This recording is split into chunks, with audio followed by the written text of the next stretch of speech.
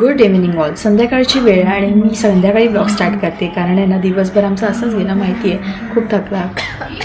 हे सर्वच चहा घ्यायला या आणि मेथीचे लाडू आणलेत मम्मीनी. तर हे मेथीचे लाडू फारच छान आहेत, फक्त थोडेसे सांडलेत पण त्याचा चुरा होतो, म्हणजे त्याच्यामध्ये भरपूर गोष्टी कमी आहेत, जसं आपण घरी बनवतो तसं नाही होत. मार्केटला गेली, 2 किलो कांदे आणले, फळं वगैरे आणली. आणि आता मला सांगा, आमच्या इकडे 30-40 रुपये किलो कांदे मिळतात आणि स्टेशनला मला 20 रुपये किलो कांदे मिळाले आणि मी हे सगळं वजन चालत घेऊन आली. सो ठीक केलं ना मी. How is your feeling now भाऊ? Feeling great. मस्त? बेटर? गुड.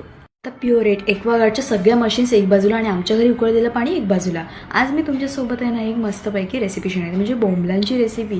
म्हणजे बोंबील ग्रेव्ही करतो ना आपण, तर सुकी मच्छी प्रेमी असतील त्यांना माहितीच असेल. तेलामध्ये घेतलेला आहे कांदा, टोमॅटो, परत आहे ना कोथिंबीर, मिरची आणि लसूणची पेस्ट, त्याच्यानंतर कोकम, आपलं मसाला, हळद आणि सगळ्या गोष्टी छान मिक्स करून घेतल्या. बोंबील घेतली स्वच्छ धुवून, ग्रीन टेस्ट पावाने पुन्हा टाकायला सांगितले, त्याच्यामुळे पुन्हा ॲड केली, पाणी ॲड केलं आणि छान अशी तयार झाली आपली बोंबलांची ग्रेव्ही आणि सोबत भाकऱ्या.